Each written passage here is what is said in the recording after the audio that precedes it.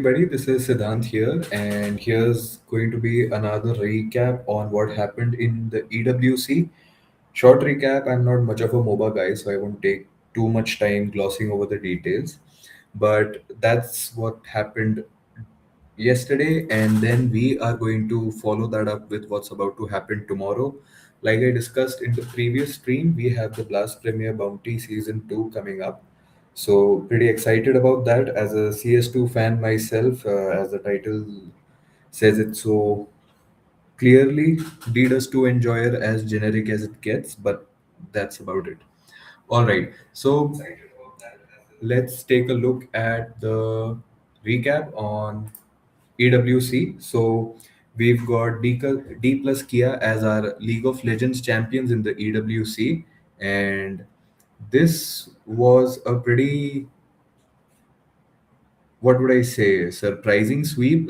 Carmine Corps had a pretty good streak in the playoffs, especially. They had gone up against T1 and had a pretty good win against them in the semis. I think they swept them 2-0.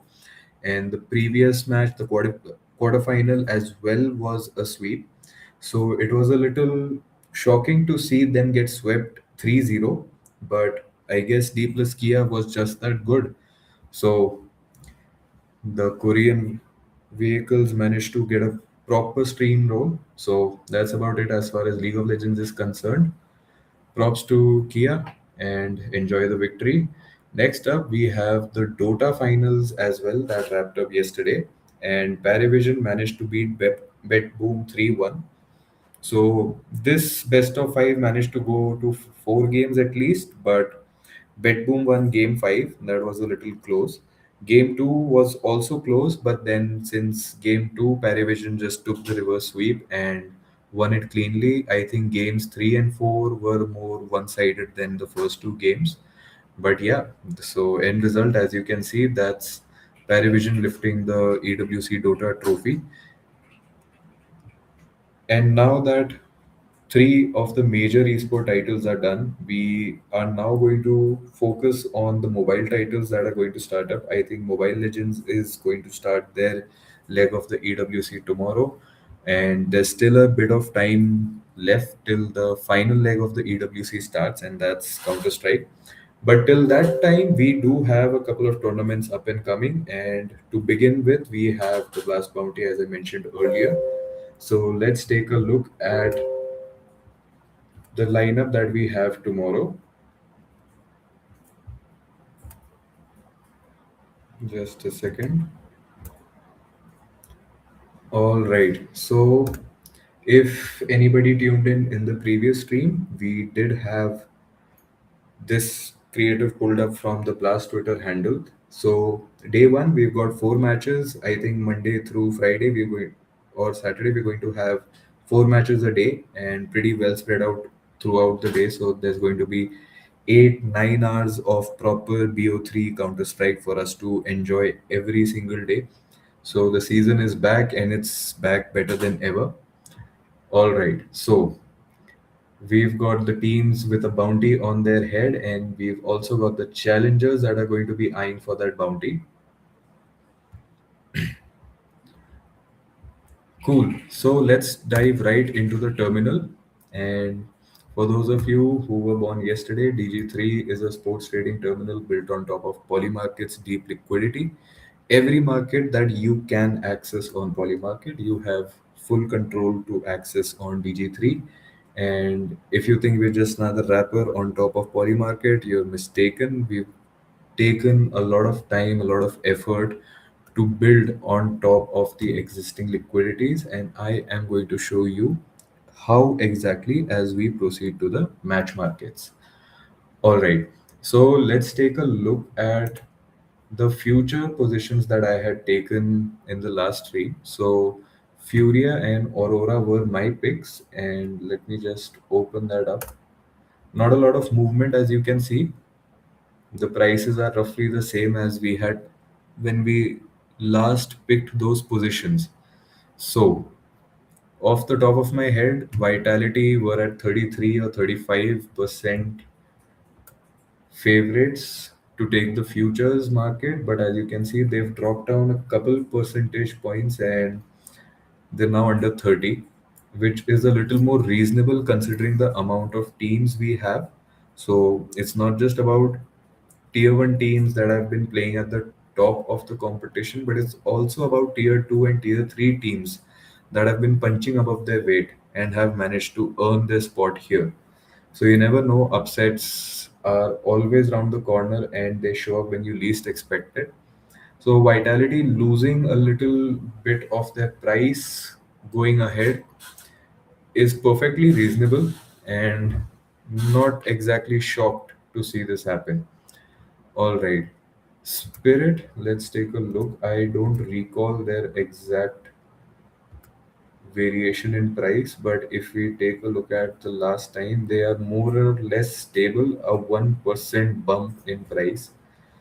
So I'm not going to read too much into it. I still feel, looking at the form, they are priced well considering their form. They didn't win the last major, but then that doesn't mean they're any less as a team. Falcons, same story. I think they were at 23. They managed to make a jump of 1%. So, all right, I stand corrected. In the past 1.5 days, they're more or less static. Cool.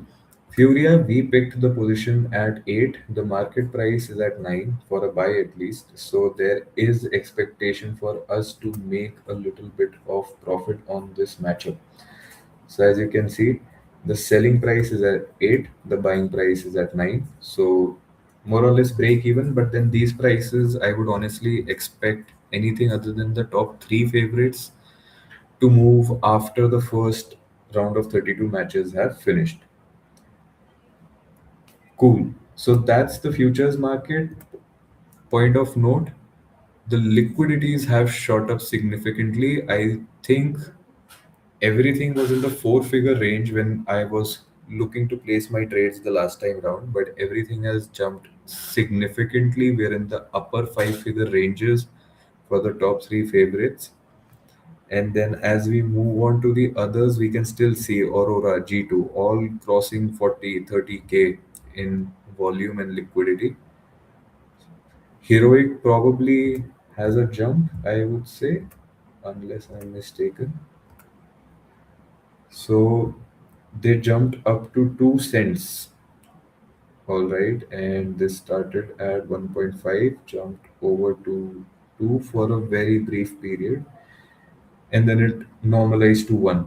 So if I were to guess, Heroic recently won the stake ranked episode tournament, and I think that was in the last 24 to 36 hours as well. So this jump kind of signifies the market reacting to them winning a trophy. And I think Heroic also has a meme that they put up as slander. So the number of trophies that Heroic has won in this season is one, and the number of trophies Falcons, Vitality, Mao, Spirit, Furia have won in this season of the 2026 CS scene is zero. So for once, Heroic, the player merchants have a trophy under their belt. So let them have that. The rest of the teams are priced under cent or even half a cent, and honestly, I wouldn't be arguing those prices. So fair play. It's a single elimination match, so you can't really expect much if they've drawn a top 10, top 20 opponent. All right, so that's the futures markets. Let's take a look at the matches. So we've got NIP versus M80. So let's just look it up. So as you can see, the search is so beautiful. Three characters is all it takes, and I already have the matchup for tomorrow listed. All right, we're in. Let's take a look. So NIP is trading at 51, but the terminal believes it is a cent underpriced. So if you're looking to buy on the money line, this is probably a decent edge. Wouldn't read too much into a single cent's worth of edge, but Yeah, all right. But then, what do we know about this matchup and which way would I lean? All right. So, MAT, NA organization, I think they've got a couple of UK and EU talents in their team as well. 2026 first half has been good for them relatively. They've done a couple of decent finishes, I think, in a circuit tournament. The Blast Open Porto NA qualifiers was a good showing for MAT. I think they had good matches, but I wouldn't read too much into them because they were against other NA teams, and NA is not the deepest talent pool CS has to offer. So they beat Energy 2-0, but then Energy can throw a 12-0 lead in a major stage one, so I'm not going to believe too much into that result. They did have decent matches against G2, Legacy, and Betboom. I'm going to assume that happened in the IEM Cologne Stage 1 matches. So even if they didn't win against them, even if it went neck and neck in a BO1 or they took one map in a BO3, I think that's more than enough reason to believe in MAT's form and capabilities.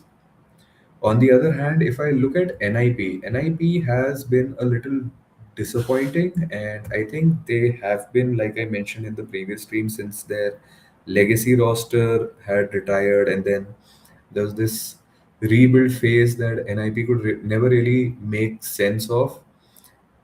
Again, Rez was one of the best signings they had, and they were sort of unable to build around him. They had that Swedish era where they got Twist, they got Plopsky. I think Exist also came back for some time, if I'm not wrong, but nothing ever really went their way. And they've since then, I think, managed to pivot into an EU roster, but then I'm not really expecting much out of it. Device came for his personal reasons, and that was one of the biggest flops. I think Device shifting to NIP in the middle of the COVID lockdown was the beginning of Astralis's downfall. He left, the others left. Zepnik straight up retired. So anyway, not to talk too much about the past. The recent form, not the best. IEM Cologne was a disappointing showing from their side. They did play the stake ranked, if I'm not wrong. Managed to make it to the playoffs, I think, but not the best showing. They lost to K27, I think. They lost to Heroic and VP as well. So multiple losses. The only victories were, I think, against Gentlemates and a couple, one map or something against K27. So again, not much to read into it. They have a head to head where MAT won 2-1, but that was back in March of 2026. Both teams have had roster changes, I think.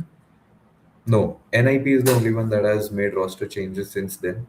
So even the past data isn't looking too bright for NIP, but I will say that loss against MAT was before they brought Stown onto the team. Stown as a rifler is a great piece to add to your roster, and there is a lot of positive change that I hope he can bring into the team. So far, I'm yet to see much to come out of it, but then you never know. It's a BO3, let's hope. So, with all that shading on NIP, where do I think this will go? I believe the money line is MATs to take, and if there is a spread, I would have wanted to take the spread, but then 73 on a spread price is too steep. As you can see, I can pull up a summary of my trades here based on my size. What do I stand to win? What do I stand to lose? All right. I'd really like to take the MET money line, but I'm a little skeptical because they have had better results in a league that doesn't really say much about the overall scene. So even though the spread is a little overpriced, I'll still take that. I I'm very confident in MET taking a map. The money line is also something I'm confident on, but that's a risk I'm not willing to take right now. So that's going to be my choice. All right. So that's match one covered. Let's look at the next match. This is a matchup that I am personally excited for, and that is Team Nemesis versus Team Astralis. So Astralis, as I by chance covered with the whole device exit and then the whole team disband. Since then, they haven't really done much. They had a very disappointing stage one in IEM Cologne. They went 1 for 3. I think the only team that they managed to beat was Gamer Legion, and while Gamer Legion is a semi decent team, the fact that you lost to Tailu, Pain right after, and then 9Z is another loss that I would accept because they were phenomenal in this edition of the major. But the fact is, Astralis, with the pedigree, the legacy, the kind of resources you have, bombing out of stage one is unacceptable. And since then, I don't think they have managed to get any other LAN appearances. I'm not too sure about online matches, but nothing too cool or nothing that would make me reassured about their performance. So, if anything, I would really believe that this could be a very overpriced money line. Nemesis, on the other hand, have been doing very well. They're a CIS roster. I think it was formerly Guns Esports, and the roster was bought out by Team Nemesis. CIS have been doing very well in Tier 2 and Tier 3 tournaments, and XSE Pro League was where I saw them the most, and they had a couple of huge upsets. B8 was not the biggest upset, but it still was an upset. They managed to beat somebody who made it to stage two of the IEM Cologne. So, as a tier two, tier three only team that actually got signed in January of this year, managing to beat B8 was a big deal. And then they also took out Bet Boom. So, that's another uh, result that I am looking forward to see more of out of Nemesis. A lot of promise, and we don't have a lot of data. So I think the gap in this money line is because we have bad form data for Astralis, but we have absolutely little to no tier one data on Nemesis. But then we can't ignore the tier two data as well. And XSC technically is tier one data, so I think that's helped normalize the price a bit. But I still believe this is a legacy favor that is going Astralis's way. I do not expect the match to go their way, at least not without Nemesis taking a map. So, if I were to pick, I think Nemesis on the spread is very well priced. Close to 50% uptake on my position. Count me in. If I was any more confident, I would honestly want to take this money line, but I'm yet to write off Astralis to that extent. They do have the pedigree, they do have a relatively decent team. I don't want to take that away from them. Steyr, decent. Yabi has had some decent peaks. It's been a while maybe since he had those peaks, but I would not count him out. Hooksy is one of those IGLs that everybody is kind of split over. Yes, he may have had some big brain moments, but then not much of a fragger. The IGLing hasn't really done him much good as of late, or maybe even in the past. A lot of his G2 time wins and successes can actually be attributed to the fact that he had Nico and Monesi on the same team. So, if there was IGLing credit that had to be given to him, it would unfortunately just get taken over by Monesi and Nico. And honestly, I wouldn't blame them either. But as far as not fragging IGLs are concerned, Carrigan has very explicitly explained that it does not matter. So Astralis does have a lot of legacy. And when I say legacy, obviously none of that core is still on the team. But what I do expect is, as an organization, they might have a lot of practices in place. So they may not have the best players of the scene of now, but then they have one of the best organizations. So getting the players is one thing, managing them, making them reach the heights that maybe their potential has to offer, that is something that's in the hands of the management.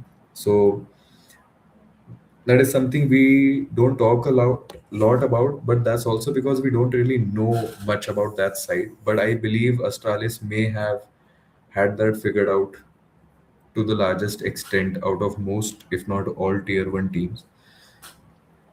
So, will that factor in tomorrow? I'm not too sure. But I do know Nemesis is very well within their rights to take one map of Astralis. And that's what I'm taking a position on. If you have been following the CIS scene, if you know more about Nemesis, then you probably might have a better idea. And if you feel that Nemesis is very likely to take this on the match on the money line, let me know. Okay, guess who's back?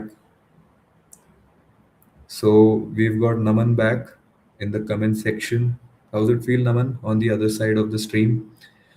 Now that FIFA is over, you've probably got a month left. Enjoy the break, enjoy the holidays, and yeah, I'll see you in office tomorrow. All right, that was a friendly shout out to the team, and let's move back on to the next match. We're two down, we've got two left. So, match number three, another interesting underdog, Nuclear Tigerez. I know it's Tigers, but then the spelling just made me go Tigerez versus Mouse. So, not a lot of information about the org as such, except that it's from the tier 2, tier 3 Russian circuit. But they have had a couple of good runs, especially in June. So Nordwin Clutch Series was one of their better performances. So Nemesis K27, so another set of familiar names that they have scrapped against, and Cyber Shock as well. So Cyber Shock is another CIS team that has also been doing very well. So they've managed to stack up some good stats, but I can see that their most recent match was a 0-2 loss to Atreides. Speaking of which, December, we were less than 5 months left for the third part. So Atreides is the one that managed to hand them a 2-0 loss, and that was as early as day before yesterday. Interesting. But is Atreides participating in Blast Bounty? No. So what is going to help me understand the matchup against Mouse? Mouse has had a disappointing stage 3 in the Cologne Major, but that doesn't take away the fact that they had a decent, if not good, stage 1 and 2 performance. Those losses in the third stage were against Furia, finalist by the way, Vitality, back to back major winners by the way, FUT. That was an outlier in that, in terms of they actually managed to perform really well in the major. I think they outperformed to the point that stage 3 was probably something they weren't supposed to make it to, but they did, and stepping over Mouse was how they decided to do that, which is crazy work because Mouse, as of I think last year, is basically a championship contender tier team. So beating them in a stage 3 is big news. But anyway, we're talking about Mouse, not FUT. Uh, they've got roster changes and very significant roster changes because I think Yimfat has been benched, if I'm not wrong. Yimfat. Yup. So him and Brolin both have been benched. Brolin has moved over to Heroic, which recently won stake ranked, the first trophy of the new land season. So Brolin is already onto greener pastures and doing well, but I don't expect player merchant heroic to do much with him. But yeah, I can expect the next team Brolin will go to will get him a higher price. So chase that back, Brolin. You fully deserve it. But what happens to Mouse? So do we have information on who switched in place of? Hmm, no. Fat? Okay, I think we have Zelix who came from Mouse NXT. Okay, so they have promoted an academy player to the main team, and we have PR who came from Gamer Legion. All right. This transfer came after the second week of July. So Mouse is going to have a lot of teething problems because one of your five-man stack has literally joined less than a week ago. But does that change things when they're up against Nuclear Tigers? Honestly, I don't think so. But the 1784 split on the money line is something I don't agree with. Again, it's a case of one team having an upward momentum and the other having a downward momentum. Excuse me. So, do I agree with the prices? The 1784 split? No. But do I disagree with the end result? Definitely not. Mouse is going to take this on the money line very easily. But the spread is very interestingly priced. It's almost a clean 50-50 split. Do I give credit to NTR? I do, but do I give them enough credit to take one map off of Mouse? That is something I am not sure I want to agree to. And there has been a 2% dip on the spread. Let's take it back to all time. So this peaked at 57, 58.5, and it's down to 55. So a 3% shift. All right.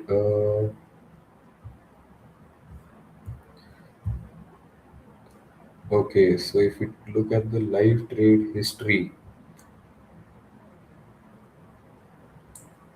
people are buying mouse on the money line. Yep.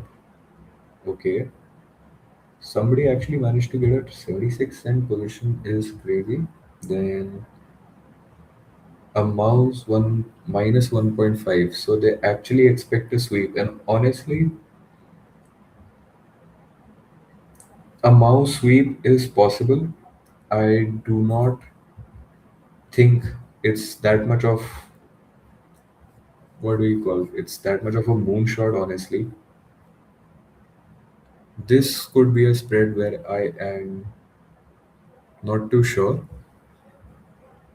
So what I'm going to do is I am going to leave this for the signal. And if you don't know what the signal is, let me just show you. I have whipped up my own model. So every day I'll be running that up. I'll ask it to check for all the matches of the day and tell me if there is a pick worth taking or not. So if you're not following us on Twitter, DG3 Terminal is the main handle, but DG3 Esports is the one that I operate, and it is exclusively esports. You want news, you want updates, you want picks of the day, it's all there. And if you think, and that's me on the previous stream in case you missed it. So make sure you follow us. But coming back to the point, this signal is going to be a daily update that I will be giving all of you. And that's where me and my trusty model log our heads together and figure out what's the position for today. So, Mouse NTR, Moneyline, I'm sure it's Mouse. The returns, not worth my time. The spread, I'm interested, but I have an inkling this could be a 2-0 sweep. I just need my model to tell me which way.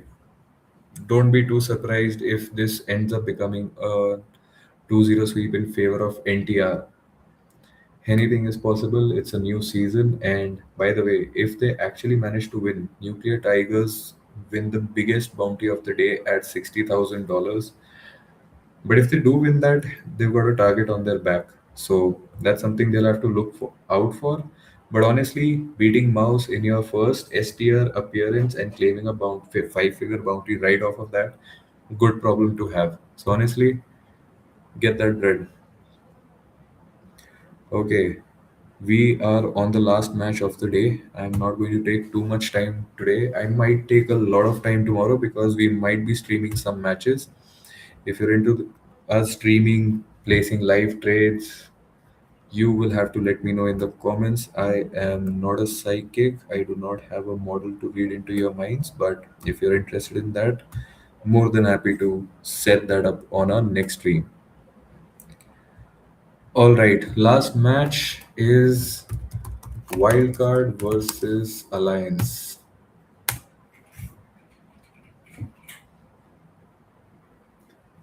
Also, I don't think we talk about this enough, but just think about it. I have typed out my name.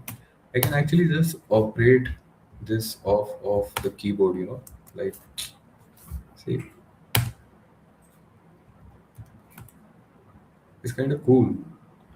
I mean, most prediction markets, do they have a keyboard only interface? I don't know, but we do, and that's what I'm going to talk about because this is my product, and the fact that they have a keyboard only operating mode is awesome. Shout out to tech. Okay, so we've got Alliance versus Wildcard. Wildcard is an NA org, but I think they have an EU core for the most part at this point of time. Alliance, Swedish org,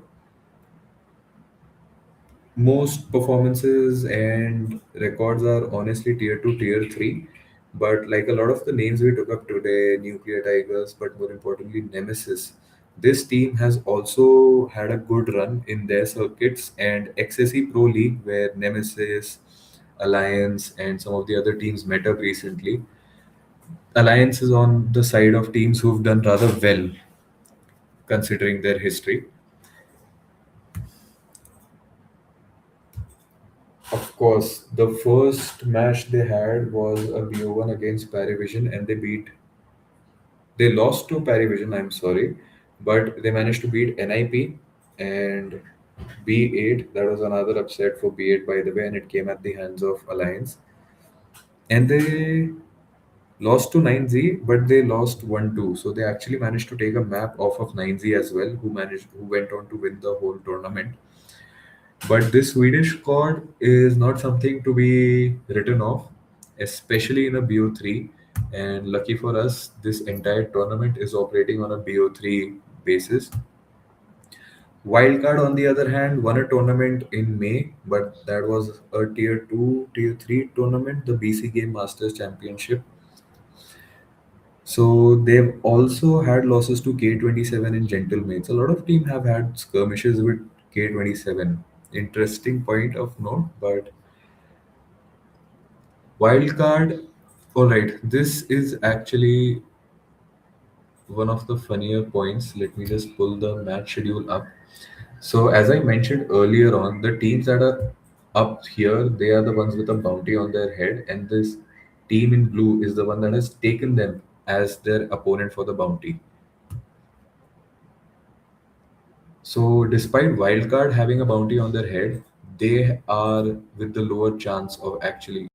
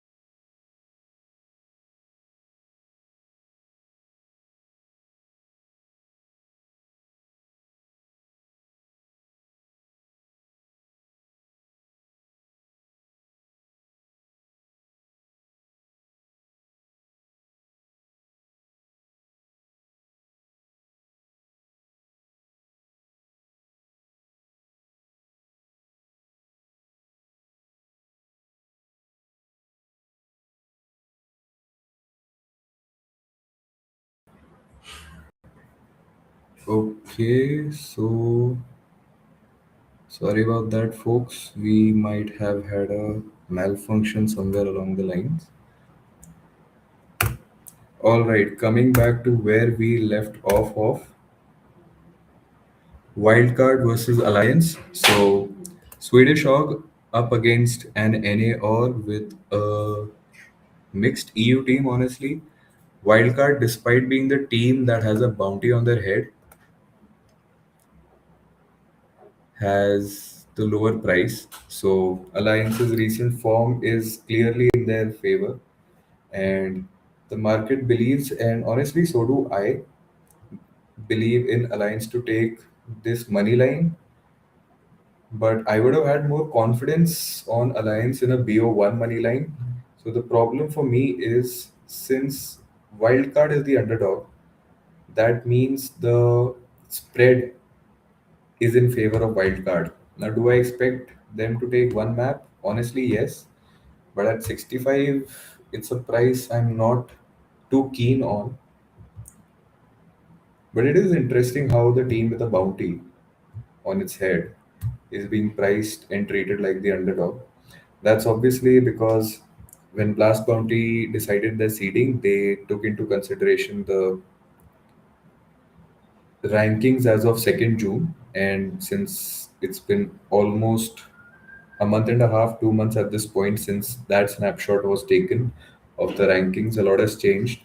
And XSE, I think, has had the biggest role to play in terms of shifting this price.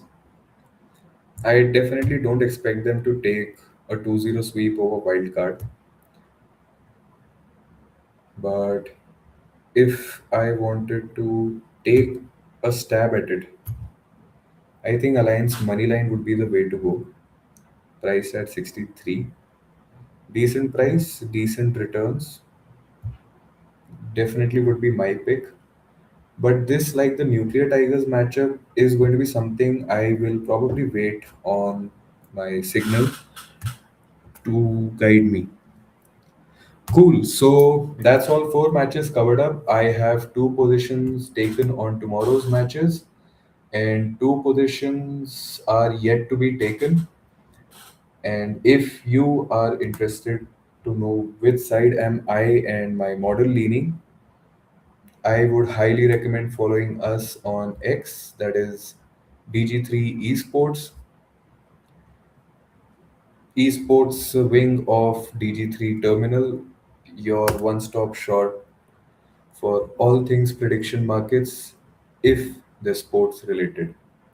So follow us and stay tuned for the picks. I am Siddhant Rawat. I was live day before. I will be live tomorrow. So yeah, that's about it. Thanks for tuning in. I shall see you guys later.